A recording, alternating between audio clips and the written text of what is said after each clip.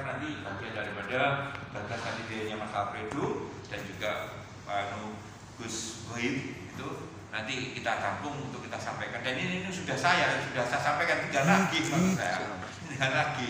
Makanya ini Kerawan Panjenengan menjadi penyemangat baru saya untuk kenceng-kencengan untuk program itu. Kalau saya melihatnya begini, mohon izin Pak Marsono, kalau lomba cerita orang Indonesia ini pinter-pinter dengan segala retorikanya, pilihan bahasa dan sebagainya. Tapi giliran faktanya ini yang saya meragukan. Saya akan kenceng di bidang ini karena kebetulan saya yang punya lembaga perlindungan konsumen. Kalau dahulu kayak penjenengan ini wes toh pinter kabeh. Faktanya jauh panggang dari api. Makanya saya mulai.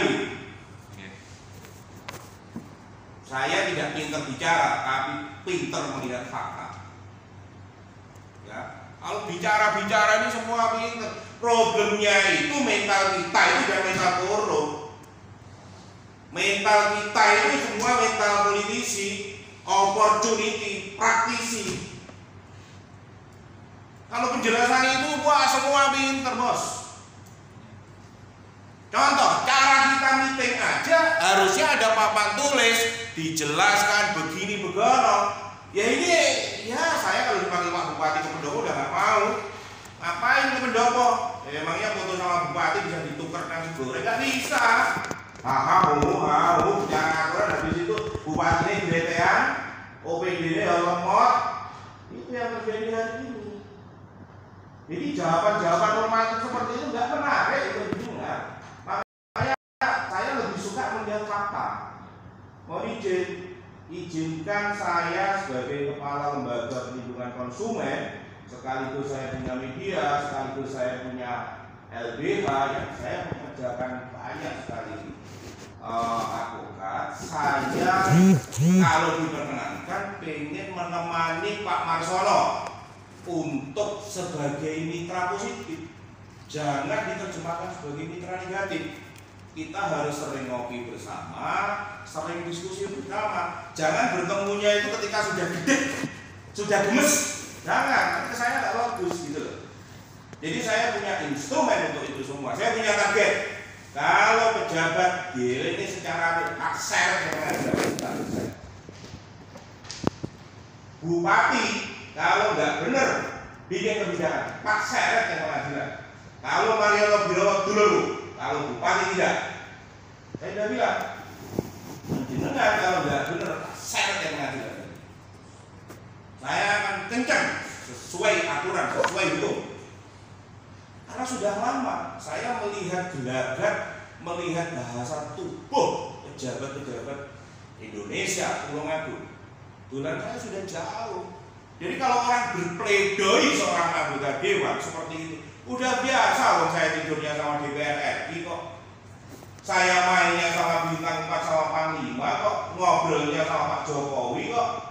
Biasa. Jadi kalau cerita retorika, cerita begini semua jago. Hari ini kebetulan saya orang asli Tulungagung pengen bermitra secara positif dengan yang bernama Pak Marsono, sehingga bahasa dugaan dungu itu semua tidak terbukti. Ternyata Pak Marsono itu sangat aspiratif, sangat akomodatif, sangat mengeluarga, sangat terbuka, bisa dihubungi kapanpun dan bersedia ketemu kapanpun. Itu merupakan modal besar buat Pak Marsono dan buat rakyat Tulungagung ke depan lebih baik dan lebih bermartabat gitu. Jadi mohon lek neng grup lek wong teko ya semaur. Entah sak kecap rong kecap itu sudah seperti disiram banyu serindu, Pak. Jadi kompetensi panjenengan, talenta panjenengan itu ada di situ. Kalau perlu semua anggota dewan masukin grup. Pak Kambali bagaimana? Jawab. Hari ini yang jawabnya Pak Kambali. Di mana yang lain? Termasuk Pak Barudin tak kritik. Lah aku ini dari dewan fungsimu apa? Aku kenal suami saya tidak melihat buah-buah pikiranmu. Bilang dong. Ceritakan apa yang terjadi. Kenapa saya harus somasi? Karena ditanya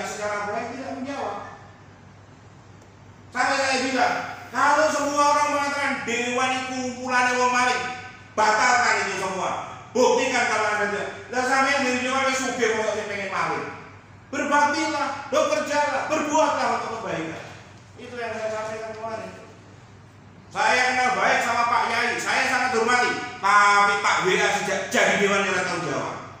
Saya ini orang penuh bukti, Pak. Tidak hanya sekedar ngomong, ucapan saya sudah saya buktikan keliling dunia. Cara pikir saya sudah saya buktikan keliling dunia. Makanya saya sangat percaya diri.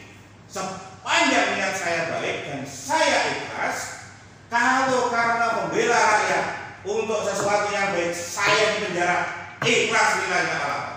Anak-anak saya kasih tahu, kalau papa harus ditanam karena ini, kamu harus berbahagia. Karena walaupun papaku ada di bawah tanah, yang di atas tanah masih dihidupi. Jadi semangat positif ini tolong dimaknai sebagai sesuatu yang positif, Pak Ketua Dewan. Saya ingin membentengi penjenengan. Harusnya penjenengan sebagai partai pengusung Pak Bupati bertanggung jawab dong. Ibu Bupatinya nggak benar, eksekutifnya nggak benar, dana turah-turah, tapi pembangunan tidak jalan. Itu sebuah ketidaksesuaian. Itu sebuah konformitas. Contoh lagi, ini penjenengan sudah mengundang saya resmi tertulis, bodoh metu, pelaku metu. Ini moral, ini metal, ini tabiat anggota kita. Hargai dong undangan ini. Itu harusnya semua ada, bukan keluar masuk. Ini norma yang terbangun seperti ini. Ini kan seorang pelayan rakyat lainnya.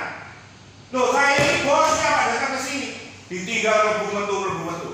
Gimana adabnya? Nggak boleh. Saya ini pengusaha, berapa banyak WA saya cancel untuk menghadiri undangan Pak Ketua DPR. Tapi lihat, orang-orang keluar, masuk. Aturan apa ini? Ini hal yang kecil. Saya yakin ke depan ini tidak ada. Ke depan ini lebih baik lagi. Untuk siapa? Untuk Tulungagung, untuk generasi muda. Gitu Pak. Jadi ini sesuatu yang positif, harus dimaknai positif. Saya ketika sowan ke rumah Yai, saya bangga dengan aturan tata krama santriwati yang bisa. Saya ingin menyontoh itu. Tadi saya ngomong sama Pak Diri. Saya kalau mendengar lagu Jepang, saya nangis Pak. Karena saya 20 tahun hidup dengan nuansa itu. Budaya itu yang mengantarkan saya menjadi seperti sekarang ini.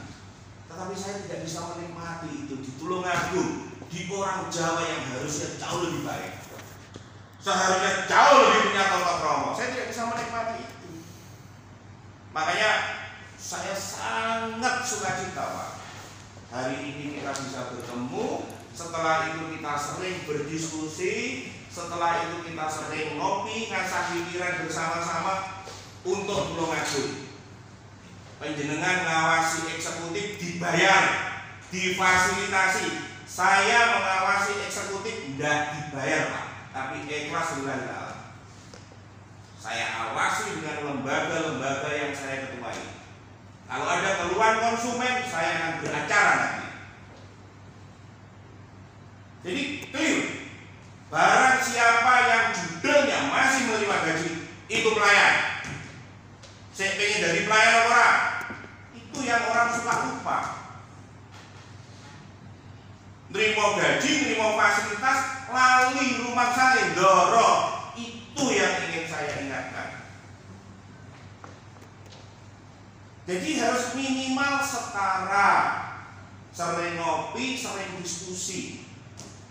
Tidak banyak loh Pak warga Tulungagung yang kualifikasinya seperti saya. Sepakat nggak? Ayo. Sepakat nggak? Iya. Harus dimanfaatkan. Diajak ngomong, diajak ngopi, diajak diskusi. Minimal saya pasti punya ide, pasti saya punya jalan keluar karena saya sering pergi kemana-mana. Ada banyak oleh-oleh yang bisa saya berikan untuk Tulungagung ya. Kritik saya hari ini Pak Yai sudah kenal saya lama, tapi sejak jadi wakil ketua saya WA nggak pernah. Itu sikap tidak bagus ya. Saya tegur. Itu sikap tidak bagus. Sampai yang kiai wakil ketua dia di sopo rakyat kok orang Jawa. pernah merugikan apa saya? Nah itu tidak boleh. Jadi hari ini semuanya kesuksesan itu hari ini ditambah keberanian, ditambah niat baik, yang lalu dilupakan saja. Ya, hari ini ditambah niat baik, ditambah cara yang benar, hasilnya pasti insya Allah baik. Nah, kira-kira dari saya itu Pak. Jadi saya lupa yang lalu, ke depan harus lebih baik. Monggo.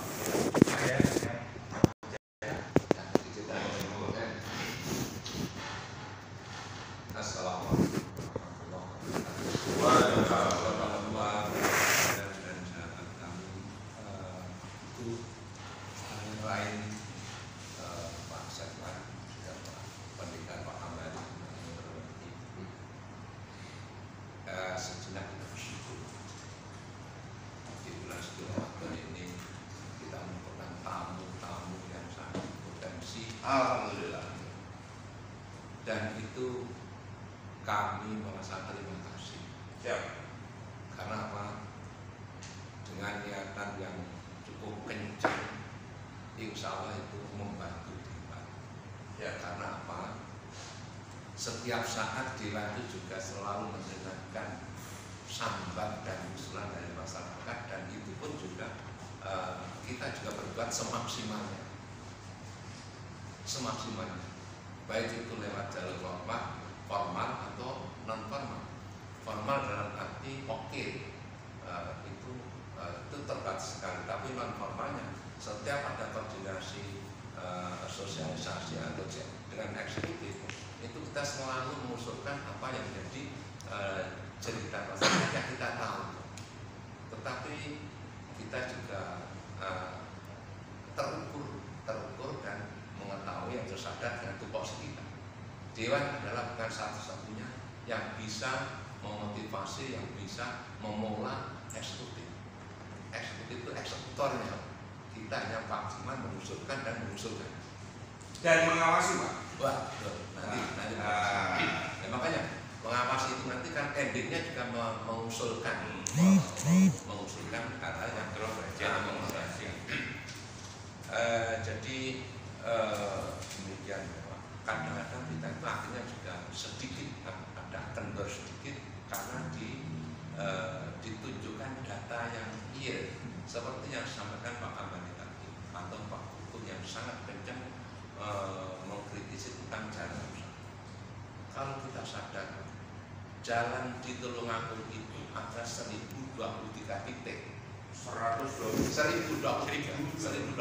titik, panjangnya 1755 km. Jadi 1023 titik, panjangnya 1755 km, itu sesuai dengan laporan dari PU. Dan itu tentunya ya tidak mungkin 1 tahun selesai semuanya. Itu janjinya juga sebagaimana disampaikan Pak Ketua tadi, kita waktu kunjungan ke PU, beliau sanggup untuk melakukan secara gradual bertahap. Saya kira itu seperti itu. Dan juga termasuk yang disampaikan Mas Alfred, ya, FTLH, rumah tidak layak huni tadi. Ya.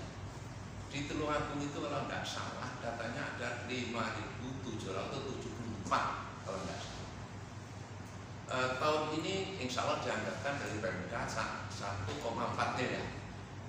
Ada di angka 2, berapa miliar itu, sehingga dengan keterbatasan dana yang ada itu tentunya bagi-bagi, insya Allah secara gradual pun juga diselesaikan dalam 5 tahun insya Allah dari 5.778. Jadi sudah ada sepakat seperti itu.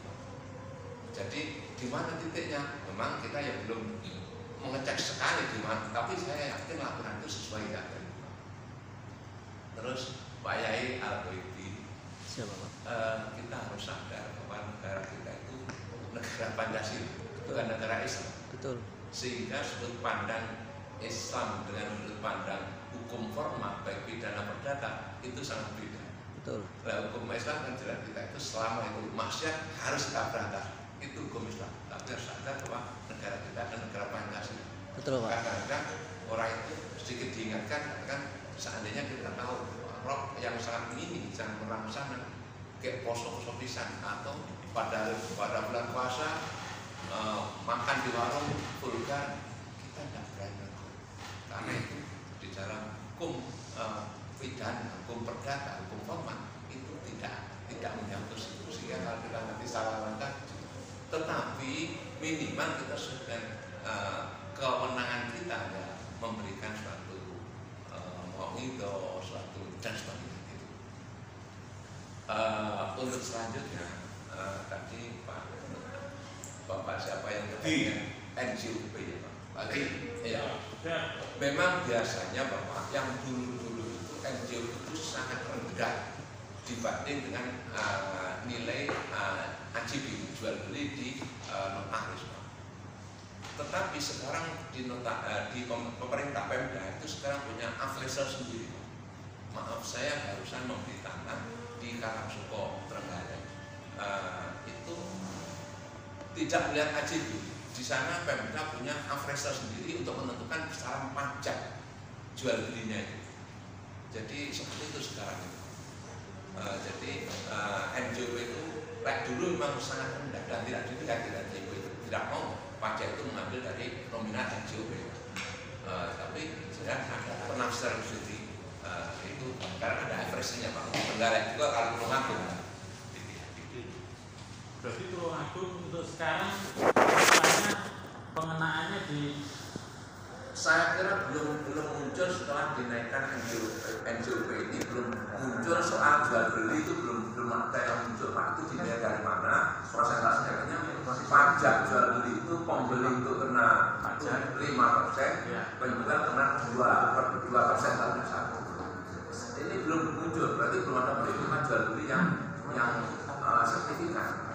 Sehingga kita belum tahu pengambilannya itu dari mana, kita belum tahu.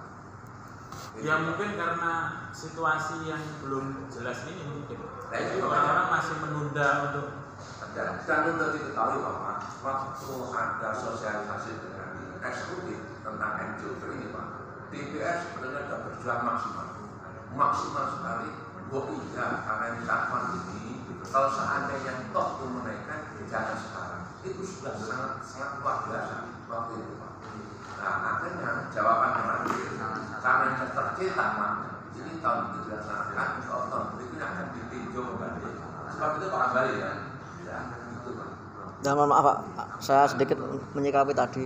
Ya, memang Indonesia bukan negara Islam, betul kan? Negara Pancasila. Yang tadi saya sampaikan untuk anak-anak tadi hanya untuk adab. Jadi kalau cuma pakai celana agak panjang dikit jangan pakai seragam, hanya itu aja yang saya itu loh. Untuk kan itu kan soalnya kan iya. Barangkali saya boleh menyempurnakan. Silakan. Mungkin kalau salah dikoreksi. Silakan. Saya dapat menangkap apa yang dimaksud oleh Pak Edi Al-Ghaibi. Purel yang aktif di Tulungagung mohon diatur secara formal. Mungkin yang dimaksud adalah menerbitkan perda.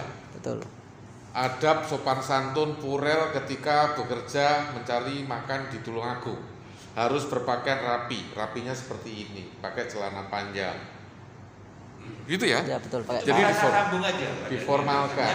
Ada kebijakan Pergub yang ditelurkan adalah aturan pakaian daerah saat besar. Per hari Jumat pakai baju batik Majan. Nah, itu kan menjadi kearifan lokal yang diangkat. Terus nanti ada Jawa yang ditekankan supaya plural nggak nyicing kan.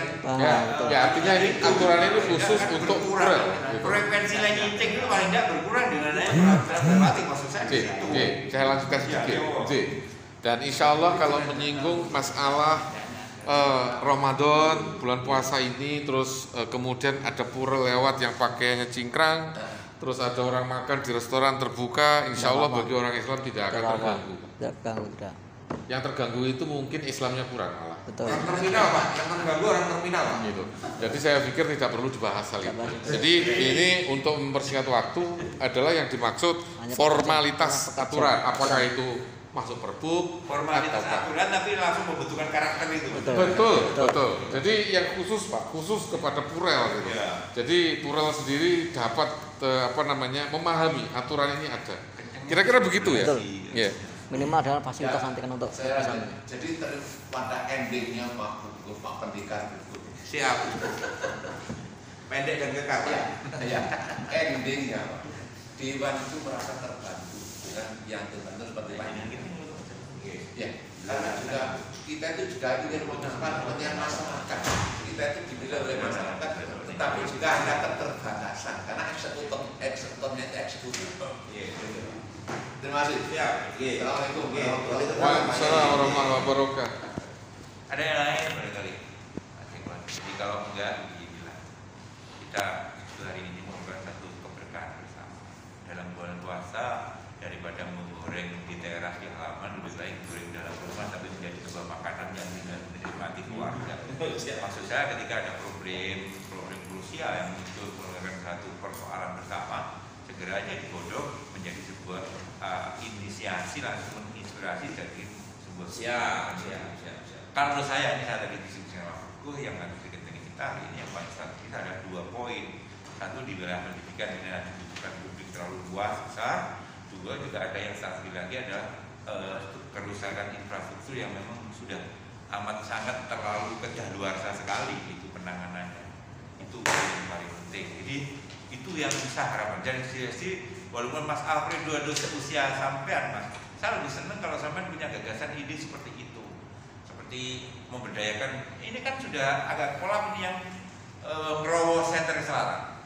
Karena penanganannya pengharapannya juga agak kenceng-kenceng amat musiman gitu bangsa kita. Kalau lagi musim tiru-tiru, setelah agak musim hilang lagi kan gitu loh. Budaya bangsa kita ya agak yang ada yang bagus, ada yang juga sedikit difiltrasi atau dikoreksi gitu loh ya. Jadi kalau Pak Boybi yang agak mungkin berselisih jalan dengan Yai, walaupun tujuannya sama. Oh enggak. Tujuannya sama ya, tapi berselisih jalan. Cuma redaksinya yang beda.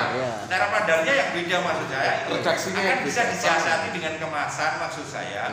Dibijaki dengan peraturan daerah, kemasannya adalah peraturan bupati untuk mengangkat kearifan lokal. Dibiasakan tiap hari apa dan apa mengangkat budaya daerah. Itu sudah langsung bentuk karakter. Betul. Izin, Pak Iya, Tua. iya. Kita review satu-satu. Ya. Resume meeting siang hari ini, rekomendasinya Pak Marsono sebagai Ketua DPRD yang harus dikenyangi mana? Mohon di infrastruktur. Kedua pendidikan. Pendidikan terkait lelang, Lelang sekaligus juga pelayanan pendidikan. pelayanan pendidikan. Ya. Terkait serapan dana yang hanya 60%, apa yang harus dilakukan? Ya kontrol pengelolaan dana itu. Siap. Sebagai penggunaan nanti diimplementasikan pada OPD itu sebarannya. Kan tidak mengendor satu titik itu kalau serapan saat itu. Kemudian damkar rekomendasinya Ada kepada ini ketua komisi untuk mengkontrol secara ketat terhadap penggunaan program anggarannya di OPD itu. Kenapa tidak di usulan skala prioritas? Ibaratnya desa musren baru masih gagal harus skala prioritas utama, skala prioritas pada tahun ketiga menjadi pilar utama.